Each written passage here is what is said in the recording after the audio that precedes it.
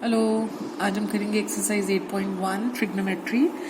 Exercise 8.1 में अगर आप ध्यान से देखें, जो पहले 5 क्वेश्चंस हैं वो वर्कशीट 30 में जो क्वेश्चंस आपको दिए हुए हैं they are exactly the same. तो क्योंकि वो क्वेश्चंस हम ऑलरेडी वर्कशीट 30 में कर चुके हैं, तो we be skipping those first 5 question and we straight away move on to the 6th question.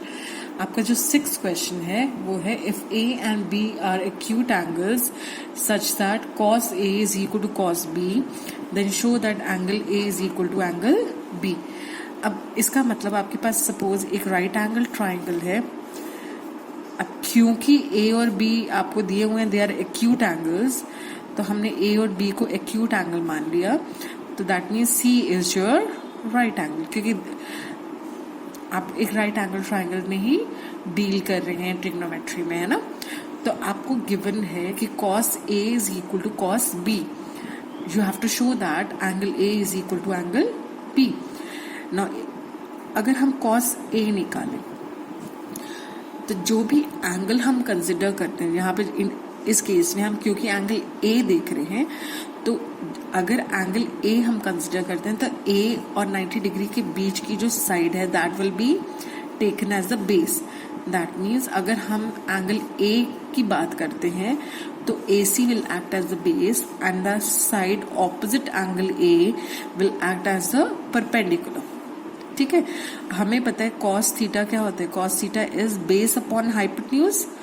अब यहाँ पर बेस आपका क्या है, AC, and hypotenuse is obviously the side opposite 90 degree angle, तो आपका hypotenuse is AB।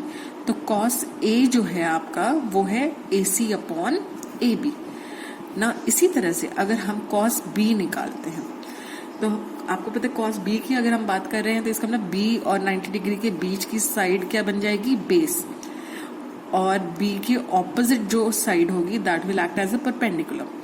अब cos थीटा क्योंकि होता है बेस अपॉन हाइपोटेन्यूज, तो एंगल B के corresponding base will be BC, है ना। और हमारा hypotenuse will be, hypotenuse doesn't change, hypotenuse का हमारे एंगल से कोई फर्क नहीं पड़ रहा। आप जो दोनों एक्यूट एंगल्स हैं उनमें से किसी भी एंगल को अगर कंसिडर करते हैं तो hypotenuse will remain the same. जो चेंज होगा वो सिर्फ आपका परपेंडिकुलर या बेस चेंज होगा, हाइपोटेन्यूज विल नॉट चेंज, है ना। तो आपका हाइपोटेन्यूज आ जाएगा AB। अब आपको बोला जा रहा है कि cos A is equal to cos B, that means AC upon AB is equal to BC upon AB। This implies that AC is equal to BC upon AB। ये वाला AB मैं इस तरह ले गई, तो क्योंकि यहाँ डिवाइड में था उधर जाकर मल्टीप्लाई हो जाएगा और AB से AB कैंसिल हो गया। तो आपके पास आया कि AC is equal to BC। अब आपको पता है किसी भी ट्राइंगल में अगर दो साइड्स इक्वल होती हैं then the angles opposite to those equal sides are also equal. अब आपकी कौन सी दो साइड्स इक्वल हैं, AC एंड BC। तो AC और BC के जो ऑपोजिट एंगल्स हैं they will also be equal. तो AC के opposite angle B and BC के ऑपोजिट एंगल A। तो इससे हमें पता चला कि angle A is equal to angle B। और रीजन क्या है इसका, angles opposite to equal sides are also equal. ठीक है। Now moving on to the next question, that is the 7th question. We are given that cot theta is 7 upon 8 and you have to evaluate 1 plus sin theta into 1 minus sin theta upon 1 plus cos theta into 1 minus cos theta। अब आपको दिया हुआ है cot theta is 7 upon 8। हमें पता है cot theta is the reciprocal of tan theta, और tan theta क्या होता है, tan theta is perpendicular upon base, तो cot theta हो जाएगा base upon परपेंडिकुलर। ठीक है, तो इसका मतलब ये हुआ कि हमारा बेस इज 7, क्योंकि हमें cot थीटा दिया हुआ 7 अपॉन 8, तो हमारा बेस इज 7K, या आप 7 भी ले सकते हैं, एंड परपेंडिकुलर आपका क्या हो जाएगा, कंपैरिजन करेंगे तो cot थीटा is equal to base upon perpendicular. तो बेस इज 7, तो परपेंडिकुलर आपका क्या हो जाएगा 8k, है ना। अब पाइथागोरस थ्योरम का अगर हम इस्तेमाल करते हैं यहाँ पर, तो बाय पाइथागोरस थ्योरम हमें क्या मिलता है? पाइथागोरस थ्योरम के हिसाब से आपको मिलेगा कि hypotenuse square is equal to p square plus b square. Now hypotenuse square is 7 square plus 7k square plus 8k का होल स्क्वायर. 7k का whole square is 49k square, 7 का स्क्वायर इज 49, है ना, 7 into 7 प्लस 8k का whole square is 64, 8 into 8 is 64, k का square is k square. अब इनको add करने पे वी गेट 113k स्क्वायर. तो h आपका आ जाएगा square root of 113k square which is equal to 113k. आपका h की value hypotenuse is square root of 113k. अब आपको निकालना क्या है? You have to find out 1 plus sine theta into 1 minus sign theta upon 1 plus cos theta upon 1 minus cos theta. So this is equal to 1 minus sine square theta. ये 1 minus sine square theta क्यों है? क्योंकि a plus b into a minus b, a plus b into a minus b is a square minus b square. इसी तरह से 1 plus cos theta into 1 minus cos theta is 1 minus cos square theta.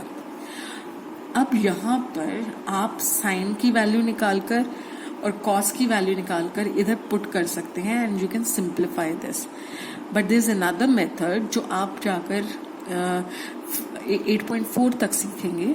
But since क्योंकि वो इसी exercise इसी chapter का part है, तो मैं आपको बताना चाहूंगी कि आप वो मेथड यहाँ भी अप्लाई कर सकते हैं. ठीक है, उस मेथड के हिसाब से आपको दिया होता है कि 1 sine square theta plus cos square theta is 1. ठीक है, ये एक आइडेंटिटी है कि sine square theta plus cos square theta is 1. तो हम देखेंगे कि cos square theta is equal to 1 minus sine square theta. जब हम साइन स्क्वायर थीटा को यहाँ लेंगे तो ये हो जाएगा 1 माइनस साइन स्क्वायर थीटा. इसी तरह से sine square theta is equal to 1 minus cos square theta. तो हम यहाँ 1 माइनस साइन स्क्वायर थीटा को लिख सकते हैं.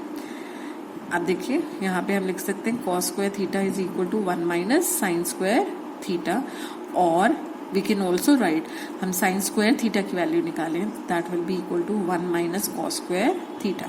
तो यहाँ पर हम 1 माइनस साइन स्क्वायर थीटा को रिप्लेस कर सकते हैं by cos square theta and 1 minus cos square theta को रिप्लेस कर सकते हैं बाय साइन स्क्वायर थीटा.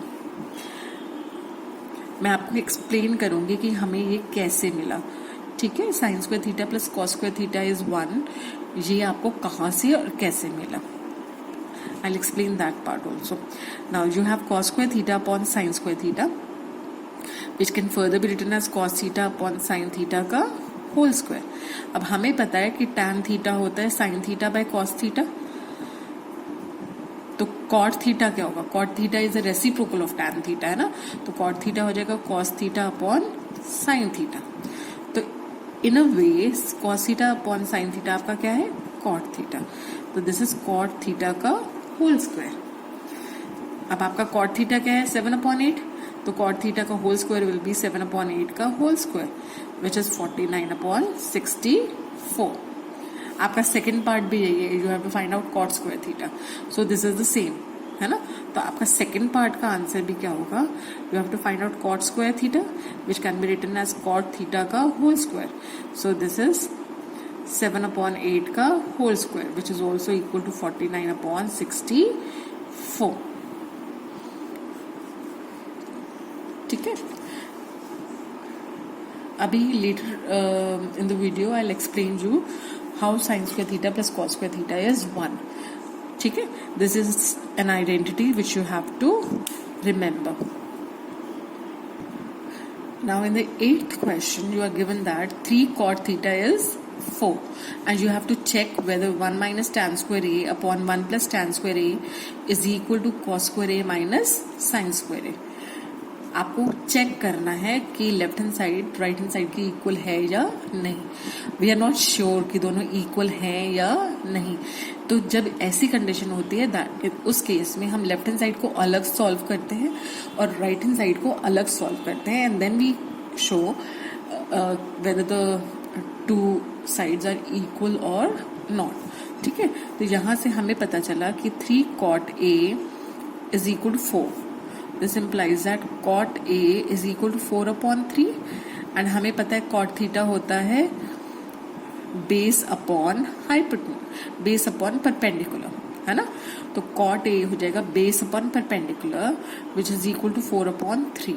तो इसका मतलब हमारा बेस है 4k एंड परपेंडिकुलर है 3k. I hope this part is clear. cot theta होता है, cot A is the reciprocal of tan A, है ना, और tan होता है परपेंडिकुलर अपॉन बेस, तो cot A हो जाएगा बेस अपॉन परपेंडिकुलर. तो इसका मतलब अगर cot A 4/3 है that means base upon perpendicular is 4/3. तो आप कह सकते हैं कि base is 4k and perpendicular is 3k. तो आप यहाँ पर अब पाइथागोरस थ्योरम अगर अप्लाई करेंगे तो पाइथागोरस थ्योरम अप्लाई करने पर आपको हाइपोटेन्यूज मिल जाएगा. तो हमें पता है कि बाय पाइथागोरस थ्योरम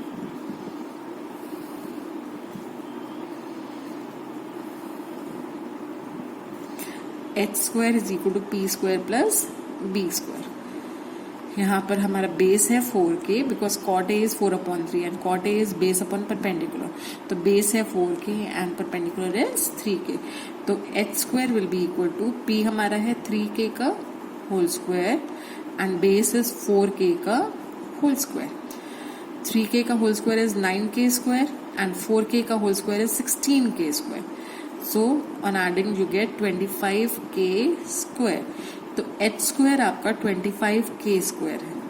तो h हो जाएगा square root of 25k square. Now what is the square root of 25? It is 5 and k square का square root will be k. आपको मैंने पहले कई बार बताया कि जब हम स्क्वायर रूट लेते हैं तो h का square root will be plus और minus square root of 25k square. लेकिन क्योंकि यहाँ पे हाइपोटेन्यूज एक साइड की लेंथ को रिप्रेजेंट कर रहा है and length can never be negative, इसलिए हम सिर्फ यहाँ पॉजिटिव पार्ट को ही कंसिडर कर रहे हैं. इसलिए h को आप सिर्फ 5k लेंगे, -5k को कंसिडर नहीं करेंगे. ठीक है. नाउ अब हम देखते हैं what is our left hand side.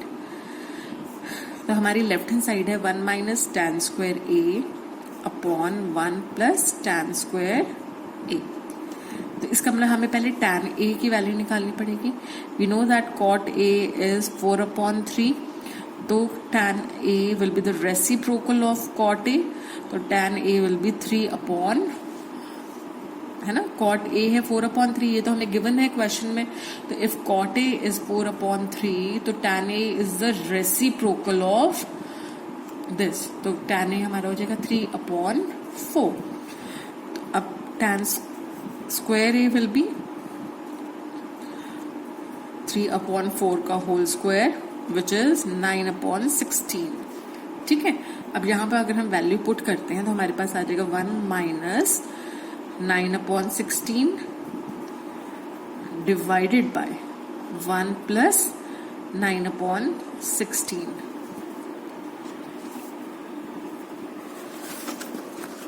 So this is equal to, अब LCM अगर हम लेते हैं तो क्योंकि यहाँ पर आप देखिए अगर न्यूमरेटर को हम ऑब्जर्व करें तो 1 के नीचे कुछ नहीं है तो दैट मीन्स 1 है और यहाँ 9 का डिनोमिनेटर है 16. तो 1 और 16 का LCM विल बी 16. तो हमारे पास यहाँ आ जाएगा 16 माइनस 9/16. अब डिनोमिनेटर को देखते हैं यहाँ पर. तो डिनोमिनेटर आपका है 1 प्लस 9/16 है ना. तो LCM लेने पे आपके पास आ जाएगा 16 plus 9/16. So you can write this as, what is 16 minus 9? This is 7. 7/16 divided by, है ना. ऐसे हम देखेंगे तो हमारे को कंफ्यूजन हो जाता है. तो हम numerator divided by denominator. Denominator आपका क्या है 16 plus 9 which is 25 upon 16. So this is equal to 7 upon 16. Rational numbers में जब आप डिवाइड करते हैं तो डिवीजन को मल्टीप्लिकेशन में चेंज करते वक्त आपका डिनोमिनेटर का रेसिप्रोकल हो जाता है ना. तो 16 से 16 कट गया and you just have 7 upon 25. ठीक है. Now let us come to the right hand side. Right hand side क्या है हमारा? Cos square A minus sine square A. आपको पता है कॉस ए क्या होता है? Cos A is base upon hypotenuse. तो कॉस स्क्वायर ए हो जाएगा बेस अपॉन हाइपोटेन्यूज का whole square minus sine A is perpendicular upon hypotenuse. तो sign square A will be P upon H का whole square. ठीक है. अब हमने बेस लिया था 4k and perpendicular was 3k. If you put the values here तो हमें मिल जाएगा बेस इज 4k, हाइपोटेन्यूज हमारा निकला था 5k का होल स्क्वायर माइनस परपेंडिकुलर हमने लिया था 3k upon hypotenuse was 5k का होल स्क्वायर. ठीक है. सो अब यहाँ आपने देखा k से k कैंसिल हो गया, इधर भी जस्ट है 4 अपॉन 5 का होल स्क्वायर. 4 अपॉन 5 का होल स्क्वायर है 16 अपॉन 25 माइनस 9 अपॉन 5 का होल स्क्वायर, 3 अपॉन 5 का whole square is 9 upon 25. Taking the LCM आपके पास आया 25 और 25 का एलसीएम विल बी 25. न्यूमरेटर में आपके पास है 16 minus 9. So this on simplification will give you 7 upon 25. तो आपने देखा कि आपका लेफ्ट हैंड साइड और राइट हैंड साइड इक्वल आ रहे हैं ना. तो आप कहेंगे since left hand side is equal to right hand side hence verified. आपको वेरीफाई करना था तो आपका सॉल्यूशन वेरीफाई हो गया है. Moving on to the 9th question. In triangle ABC right angled at B, triangle ABC which is right angled at B, tan A की जब बात हो रही है तो इसका मतलब AB is acting as a base. ठीक है. And this is the perpendicular. If we talk about angle A, आपको दिया हुआ है tan A is 1 upon root 3. इसको सॉल्व करने का एक तरीका ये हो सकता है कि हम इसमें ट्रिग्नोमेट्रिक रेशियोज का यूज करें, और दूसरा ये हो सकता है क्योंकि लेटर हाफ में आप एंगल्स भी फाइंड आउट करना सीख जाते हैं तो आप देखेंगे tan A is 1 upon root 3 का मतलब है A is 30 degree, tan 30 is 1 upon root 3. तो आप उस केस में A को 30 लेकर तो ऑटोमेटिकली आपका C 60 डिग्री आ जाएगा. तो आप वैसे भी सिंप्लीफाई कर सकते हैं. ठीक है. Unless and until it is specified कि आपको कोई स्पेसिफिक तरीका ही यूज करना है, आप क्या कर सकते हैं, आप इसको किसी भी मेथड से यूज कर सकते हैं जो आपकी बुक में दिया हुआ है आपको, या उसके बियॉन्ड भी जो आपने जिसके बारे में कभी पढ़ा है. ठीक है. तो अभी यहाँ पे मैं आपको थोड़ा दूसरा मेथड ही करके बताऊंगी क्योंकि ऑब्वियसली ये आप परपेंडिकुलर अपॉन बेस लेकर आप इसका इजीली सॉल्व कर ही लेंगे. तो tan A आपको पता है परपेंडिकुलर अपॉन बेस होता है, तो उसके अकॉर्डिंगली आप इसको सिंप्लीफाई कर पाएंगे, मुझे पूरी उम्मीद है. अब मैं आपको इसका थोड़ा ऑल्टरनेट मेथड बता रही हूँ. ठीक है. तो आपको पता है tan A is 1 upon root 3. अभी जो हमने पीछे ट्रिग्नोमेट्रिक टेबल्स के बारे में पढ़ा था, हमें पता है tan थीटा 1 अपॉन रूट 3 कब होता है? when थीटा is 30 degree. That means tan A is equal to tan 30 degree, क्योंकि 1 अपॉन रूट 3 tan तभी वैल्यू लेता है ना. इसका मतलब A इज 30 डिग्री. यहाँ पे एक चीज का ख्याल रखना है, आप tan से tan काटेंगे नहीं. tan कोई चीज नहीं है, tan एक फंक्शन है जो आप A के ऊपर अप्लाई कर रहे हैं ना. तो इसलिए इसको काटने का कोई मतलब नहीं होता. tan A is one thing and tan 30 is the other thing. इनसे tan कैंसिल नहीं हो सकता. ठीक है. तो इससे आपके पास आया A इज 30 डिग्री. अब एक राइट एंगल ट्राइंगल में वी नो दैट ट्राइंगल के तीन एंगल्स का सम क्या होता है? 180 डिग्री. अब A आपका 30 आया, B आपको ऑलरेडी 90 गिवन है, तो C आपको ऑटोमेटिकली 60 डिग्री आ जाएगा, है ना. 180 minus 30 degree minus 90 degree. So this is 180 minus 120 which is 60 degree. तो आपका एंगल C आ गया 60 degree. ठीक है. Now what is sin A? Sin A is sin 30 degree. अगर हम फर्स्ट पार्ट को कंसिडर करें, sin A is 30, तो sin 30 cos 60 plus cos 30 and sin 60. Now sin 30 क्या होता है? Sin 30 is 1/2. Cos 60 is also 1/2 plus cos 30 is √3/2 and sin 60 is also √3/2. So this will give you 1/4 plus √3 into √3 is 3/4. So on adding these two you get 1 plus 3/4 which is 4/4. So the answer is 1. ठीक है. Now the second part, this was the first part. Now the second part, आपके पास है cos A cos C minus sin A sin C. आपको पता है cos A will be cos 30, cos C is cos 60 minus sin A is sin 30 degree sin 60 degree. Sin 30 होता है √3/2, cos 60 is 1/2 minus sin 30 is 1/2 and sin 60 is √3/2. तो आप देख रहे हो सेम क्वांटिटी में से आप सेम क्वांटिटी सब्ट्रैक्ट कर रहे हो. जब सेम नंबर्स में से सेम नंबर हम सब्ट्रैक्ट करते हैं तो your answer is 0. So in this case your answer will be 0. Now moving on to the 10th question.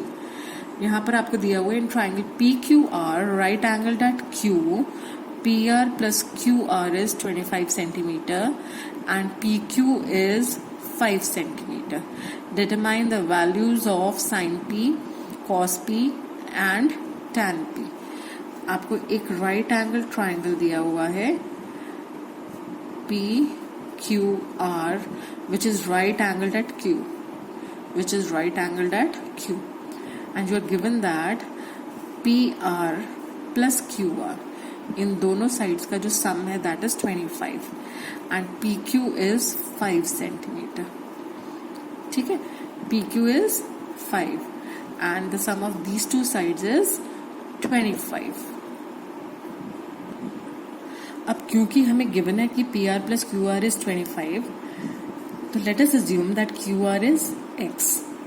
अब QR अगर X है तो आपने देखा PR प्लस QR इज 25. अब हमने QR को X लिया है तो दैट मीन्स PR हमारा हो जाएगा 25 minus X. So this is 25 minus X. अब since this is a right angle triangle तो आप पाइथागोरस थ्योरम यूज कर सकते हैं यहाँ पर. तो बाय पाइथागोरस थ्योरम